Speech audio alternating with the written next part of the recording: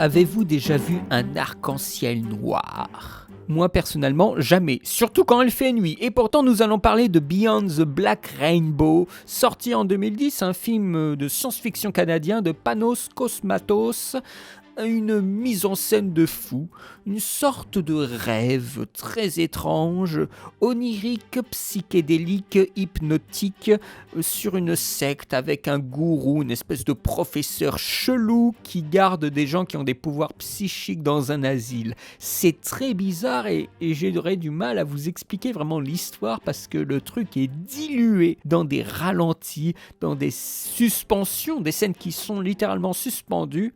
La narration n'est pas vraiment construite, il n'y a pas vraiment de narration, c'est une suite de scènes et d'images qui se laissent porter dans une espèce de rêverie, c'est un film qui flotte, c'est un film de psychotrope.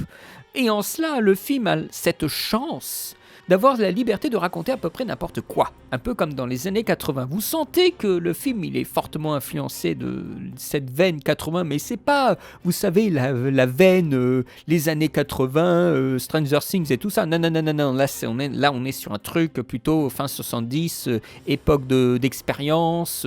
On est sur des films de l'ordre, vous savez, de The Keep, Suspiria, THX, Altered States, Enter the Void, 2001, l'Odyssée de l'espace. Enter the Void, c'est 2009, je crois, mais vous voyez ce que je veux dire. C'est haut en couleur, sur les mouvements de caméra. Peut-être un film qui a aussi beaucoup influencé Beyond the Black Rainbow, c'est Fast Four de Saul Bass. Il est clair que tous ces films-là ont servi un peu de réservoir à ce film-là, et il est clair que peut-être une de ses plus grandes influences, c'est un moment dans Le Soleil Vert de Richard Fleischer qui a été carrément remaké dans ce film-là, en quelque chose d'un peu plus sinistre dans le film, mais ce sont des références à gogo pour un film qui s'ancre profondément dans les années 80. Une année, avant 1984, on le précise dans le film, où il y a cette femme qui est enfermée. Et donc on a l'isolement, l'observation par des caméras, et on épouse ce point de vue totalement.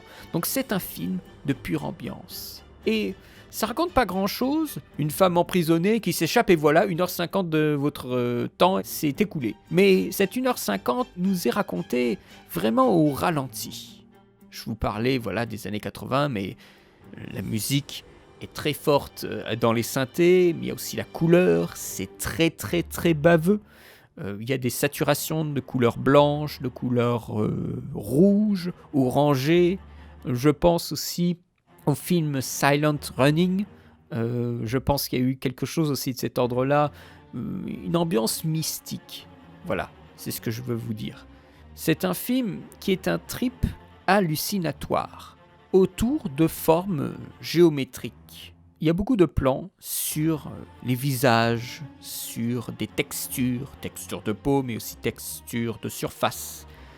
On a des effets de surimpression, de fondu, de ralenti, des effets stroboscopiques, des reflets, des flares, des flous. Tout un arsenal qui vous déforme l'espace et qui vous déforme le temps. Le film devient un film hybride, des influences de son père et de sa mère. Le film a été financé par les rentrées d'argent des DVD et des films de son père même. Donc Cosmatos Senior, le mec qui avait fait Cobra, Rambo 2, Tombstone, le Léviathan, je crois. Il a fait quand même quelques films assez connus. Le film a eu la chance d'être tourné en 35 mm en 3 semaines. Et il est clair qu'il n'aurait pas eu ce rendu s'il n'avait pas été en 35 mm. Je trouve que le fait que ça bave, qu'on sent qu'il y a de la vie dans le plan, dans la captation, ça contribue totalement à l'énergie du film. Après, moi je ne suis pas trop pour un trip d'ambiance. Parce que pour moi, c'est que de l'ambiance et il n'y a pas vraiment de substance. C'est un nouveau rapport aux images qu'il faut avoir, de ce qu'on est censé ressentir, saisir, de la mise en scène. Pour moi, c'est une sorte d'agonie, une sorte de torpeur agonisante. Il y a une scène d'interrogatoire, par exemple, où il y a l'espèce de professeur fou, là, qui va interroger une jeune femme. Mais cet interrogatoire j'ai l'impression que il est donné aussi au spectateur sur le film même.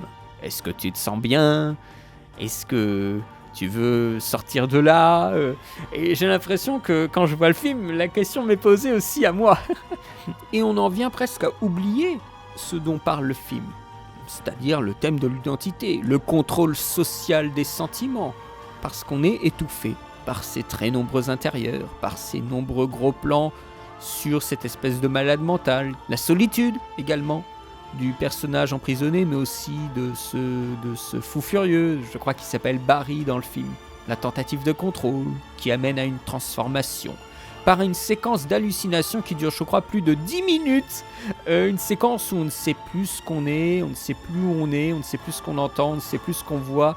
C'est un trip visuel, hypnotique, complètement barré. Et on se dit, mais qu'est-ce qu'on cherche ? Où le réalisateur, il a dit, j'encule la fiction, je fais ce que je veux. Et on voit des trucs qu'on comprend pas. Et c'est en même temps complètement fascinant de voir le film, il lâche la fiction et il raconte ce qu'il veut. Ça, c'est formidable. Ça me fait penser à Tree of Life, vous voyez ? Le film, tout d'un coup, il nous lâche. Et il va raconter... La caméra, les images sont hors de contrôle. Les images s'animent toutes seules, vous voyez ? C'est un peu cette impression, à un moment, tu as un crâne qui devient...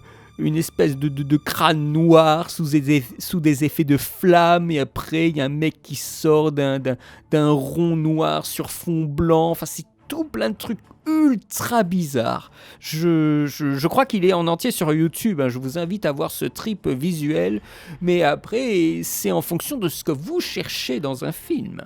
Est-ce que vous cherchez l'acquisition d'un état second quand vous voyez un film comme ça ? Il faut se préparer. Moi, j'étais pas préparé quand je l'ai vu la première fois, hein. J'ai eu un refus du film totalement la première fois. Quand je l'ai revu pour faire cette vidéo, on va dire que ça passait mieux.